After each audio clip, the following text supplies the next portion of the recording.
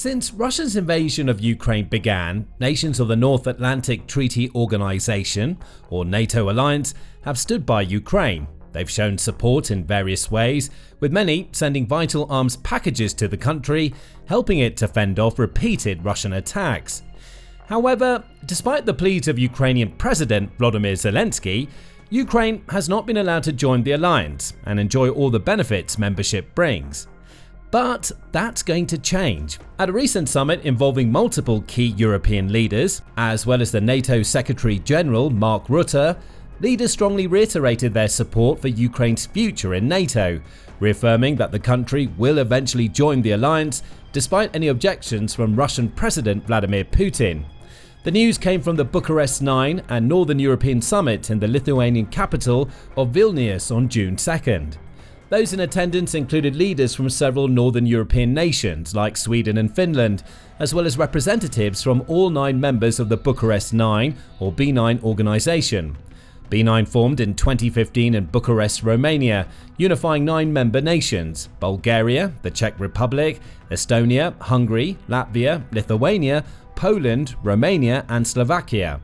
Its formation was a response to perceived Russian aggression at the time, as Russia had, in 2014, forcefully taken control of Crimea, annexing it from Ukraine.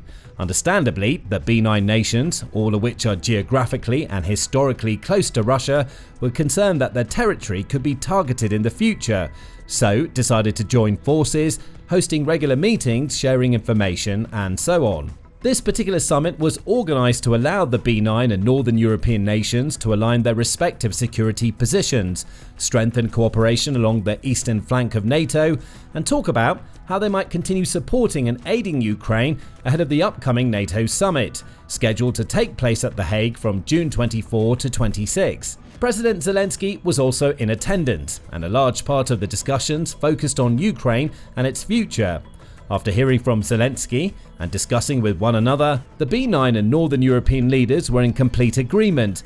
They pledged to continue political, military, economic and humanitarian aid to Ukraine with a long-term aim of securing peace in the region.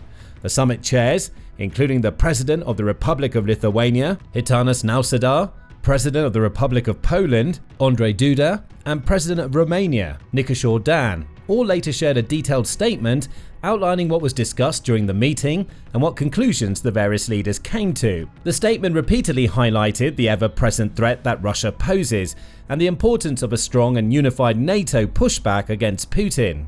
We met today at a pivotal moment when the security environment continues to deteriorate as Russia's war of aggression against Ukraine claims lives, causes civilian suffering, and violates international norms and agreements. Russia remains the most significant long-term and direct threat to Euro-Atlantic security, and NATO must further adapt its approach towards Russia. The alliance must be prepared for all possible contingencies. The statement went on to discuss the power and the importance of the NATO alliance, and the shared responsibility of its members to protect one another and promote peace across the world. It also highlighted the attending members' commitments to the cause, noting that they were all gradually moving towards the target of spending a minimum of 5% of their respective GDPs on defense and defense-related investments, as well as pushing for a strong transatlantic defense industry with faster production, smarter procurement, and more international collaboration. The statement also condemned Russia's aggression, while also calling out several of the countries that have supported the Kremlin's cause, like Iran, China, Belarus, and North Korea. Most importantly, it once more reaffirmed all of the nations' shared support for Ukraine. We reaffirm our unwavering support for Ukraine's independence, sovereignty, and territorial integrity within its internationally recognized borders. Territorial integrity is a fundamental and irreplaceable principle of international law, which must be respected and always protected. We reaffirm that the security of Ukraine is an integral part of the security of the Euro-Atlantic region. We will continue our political, military, economic, and humanitarian support to put Ukraine in the strongest possible position to reach a comprehensive, just, and lasting peace, based on the principles of the UN Charter and international law. That's all great news for Ukraine, but it wasn't the most important statement to emerge from the summit. No, that statement came from NATO's Secretary General Mark Rutte when asked if Ukraine should become part of NATO by 2030. He was unequivocal in his response. Well, you know that when it comes to Ukraine, in Washington, there was a clear commitment by all 32 allies that there is an irreversible path for Ukraine to come into NATO. Not with an end date, not understanding this as part of a peace settlement, but clearly as a longer-term commitment by all 32 allies. And we are building that bridge as we speak, with the command in Wiesbaden, with in Poland, JTEC, which is capturing all the lessons, and of course all the other cooperation ongoing between NATO countries and Ukraine. A clear statement, and one that should send shockwaves throughout the Kremlin, right to the desk of Russian President Vladimir Putin himself. Putin has consistently argued against NATO membership for Ukraine, as Russia is deeply concerned about the idea of having NATO forces so close to its borders. He's even claimed that the threat of NATO expansion was one of the primary reasons behind the Ukraine invasion itself. Indeed, in February 2022, weeks before the invasion began, Putin gave a speech warning of the risks of Ukraine becoming a NATO member. In that speech, he stated, "Do you understand it or not, that if Ukraine joins NATO and attempts to bring Crimea back by military means, the European countries will be automatically pulled into a war conflict with Russia? Of course, NATO's and Russia's potentials are incomparable. We understand it. But we also understand that Russia is one of the leading nuclear states, and by some modern components, it even outperforms many. There will be no winners, and you'll be pulled into this conflict against your will." Additionally, ever since the idea of peace talks or a possible ceasefire in the war has been brought up, Putin and other Kremlin officials have repeatedly demanded that Ukraine be barred from joining the NATO alliance. In June 2024, for example, President Putin said that Russia was offering a concrete, real peace proposal to Kyiv. In that proposal, Putin outlined his terms. As soon as Kyiv agrees to these conditions, agrees to completely withdraw its troops from the DPR, LPR, Zaporozhye and Kherson regions, and actually launches this process, we're ready to start negotiations without delay. I repeat, our principal position is as follows: the neutral, non-aligned, non-nuclear status of Ukraine, its demilitarization and denazification. Putin has doubled down on those demands in recent days and weeks. One Russian official stated that Putin is ready to make peace, but not at any price. Allegedly, the Russian president wants a written pledge from major Western nations to not enlarge the NATO alliance any further eastwards towards Russia. That would effectively rule out NATO membership for Ukraine, as well as other nations that have shown interest in joining the alliance, such as Georgia, Moldova, and Bosnia and Herzegovina. Putin also is said to want Ukraine to be essentially declared a neutral state, without any alignment to Western nations like the US or parts of Western Europe, so that it cannot be turned against Russia in any way moving forward. It's easy to imagine why Putin is making these demands. Should Ukraine ultimately join NATO, it would represent a massive failure in the story of his leadership so far, as well as bringing the alliance, which he sees as one of, if not the biggest threat to Russia's future, even closer to his borders. With Sweden and Finland recently joining NATO, the former in March 2024 and the latter in April 2023, the alliance has been creeping ever closer to Russia, slowly putting pressure on the Kremlin and limiting any possible routes of invasion or territorial gains it might try to make in the future. It seems, for the time being, that Russia will not acquiesce to any peace deals unless Ukraine's NATO membership is completely off the table. But based on Mark Rutte's words, NATO is not going to back down on this. Ukraine will be part of the alliance. It's no longer a case of if it will happen, but when. And the country has already been waiting quite some time. In fact, it was way back in 2008 at the Bucharest summit that NATO leaders made the decision that Ukraine would eventually become a member of the alliance. And perhaps that was the very moment that Putin started to put his plans into action, eventually annexing Crimea in 2014 before launching the full-scale invasion in 2022. It's not uncommon for the process of a country joining NATO to take several years, though the timing varies massively from country to country. In the case of Finland and Sweden, for instance, they both applied to join NATO on the same day, 18th of May 2022. Allied leaders agreed to invite both countries into the alliance mere months later, in June 2022, and they were both in the alliance within 2 years. In other cases, it takes much longer. Montenegro, for example, was first invited to NATO's Membership Action Plan (MAP) in 2009. It began accession talks at the end of 2015, signed the accession protocol in 2016, and officially became a member in 2017. So the whole process took around 8 years. The Republic of Macedonia, meanwhile, had to wait over 2 decades to join the alliance. It joined the MAP in 1999, but didn't begin accession talks with NATO leaders until 2018, and eventually became a fully fledged NATO member in 2020. So there's no telling exactly how long it might take until Ukraine is granted NATO status. It's very likely that any accession talks and agreements will not take place until after the war is over, or at least until a ceasefire of some sort has been established. Still, that hasn't stopped the Ukrainian President Volodymyr Zelensky pushing to accelerate the process. In fact, back in 2022, not long after the invasion began, Ukraine submitted a request for an accelerated entry of Ukraine into NATO. At the time, Zelensky argued that Ukraine had already demonstrated it could completely comply with NATO rules and values, and that it should be allowed to follow in the footsteps of countries like Finland and Sweden, which both enjoyed relatively speedy access to the alliance. Zelensky has even gone as far as saying he will step down as president of Ukraine if it means that the country can be allowed into NATO. These comments came in February of 2025, around 3 years after the war began, and in the wake of comments from US President Donald Trump, who had earlier accused Zelensky of being a dictator without elections. Zelensky said, "If to achieve peace you really need me to give up my post, I'm ready. I can trade it for NATO membership if there are such conditions." This demonstrates just how desperate and eager Ukraine is to be a part of the alliance, so Zelensky and his people will surely be happy to hear the recent statements from the Vilnius summit.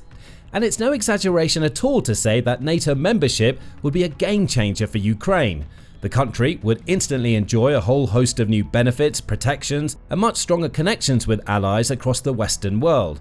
Arguably, the most important of those benefits is NATO's Article 5, which states, "The parties agree that an armed attack against one or more of them in Europe or North America shall be considered an attack against them all, and consequently they agree that, if such an armed attack occurs, each of them, in exercise of the right of individual or collective self-defense recognized by Article 51 of the Charter of the United Nations, will assist the party or parties so attacked by taking forthwith, individually and in concert with the other parties, such actions as it deems necessary, including the use of armed force, to restore and maintain the security of the North Atlantic area."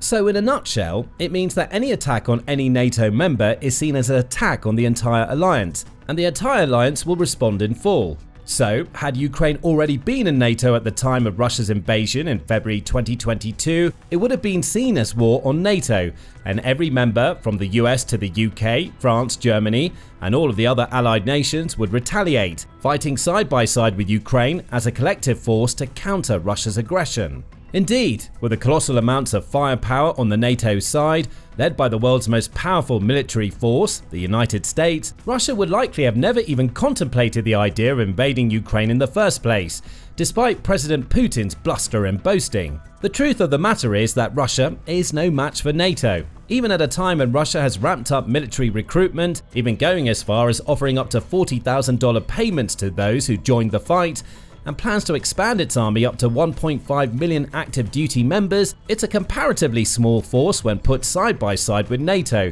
which can call on more than 3.4 million active soldiers, as well as millions more across its member states should they be needed. Recent statistics also show that NATO would effectively dominate Russia in almost any field of combat. In the skies, for example, NATO boasts around more than 22,000 aircraft, which dwarfs Russia's tally of just under 4,300. NATO has far more fighters, interceptors, transport aircraft, tanker aircraft and helicopters than Russia could ever muster, and would easily overwhelm the Russian aerial forces, especially with the aid of the US Air Force, which has the fastest, stealthiest and most powerful fighter jets and bombers on the planet. At sea too, NATO wins outright. It has over 1,100 military ships to call on in total, more than double Russia's total of 419. It has 16 aircraft carriers, while Russia has just one, along with more than 10 times more destroyers and frigates, plus higher numbers of patrol boats, submarines and minesweepers. On the ground, meanwhile, Russia has long been seen as one of the world's leading forces in terms of its numbers of tanks and armoured vehicles. And it's true that Russia does have a strong track record in this area, boasting around 5,750 battle tanks total, plus thousands of armoured vehicles and pieces of towed and self-propelled artillery. But NATO still has so much more firepower to call on, including over 11,000 tanks and thousands of armoured vehicles. Even with home ground advantage and all that goes with it, Russia's military would be extremely likely to buckle, break and perish beneath the sheer might of NATO forces. Plus, the power of NATO lies in its collaboration, with military strategists and leaders from 32 member nations all able to work together, exchange ideas, share intelligence, and support one another's efforts. It's the strongest collaborative force the world has ever seen, the ultimate deterrent to another large-scale global war, and even Putin, with all his pride in the Russian army and increased defense spending year after year, would be foolish to square up against a force of such size and power. Indeed, the only area in which Russia can match NATO is in nuclear weapons. NATO has 3 nuclear powers in its ranks, the US, UK and France, combining for around 5,177 nuclear warheads. Russia has a similarly sized arsenal, with estimates around 5,459 nuclear warheads, including deployed, reserve and retired warheads awaiting dismantlement. The exact numbers vary slightly depending on the source, but in any case, the only way Russia could even come close to coping with a war with NATO would be to launch nuclear weapons. And that's something that even Putin would be unlikely to want, as in a nuclear war, nobody truly wins. Instead, there will be colossal devastation and tremendous unprecedented loss of life on both sides all over the globe. So, if Ukraine can eventually find a way to end this war via diplomatic means, secure a ceasefire, and then go on to become part of NATO, it will, in effect, be at far lower risk of any future Russian invasions or aggression.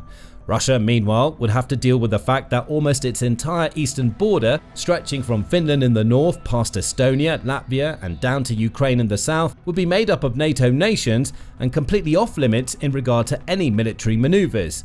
The only nation along the border that would not be part of NATO at that point would be Belarus, which is one of the very few strong allies Russia has left. Ukraine's NATO membership will also bring other big benefits to the country, especially its armed forces. They would enjoy newfound access to the advanced military technology, research projects, training programs, and intelligence sharing agreements that exist among NATO member nations, which would dramatically strengthen the Ukrainian military.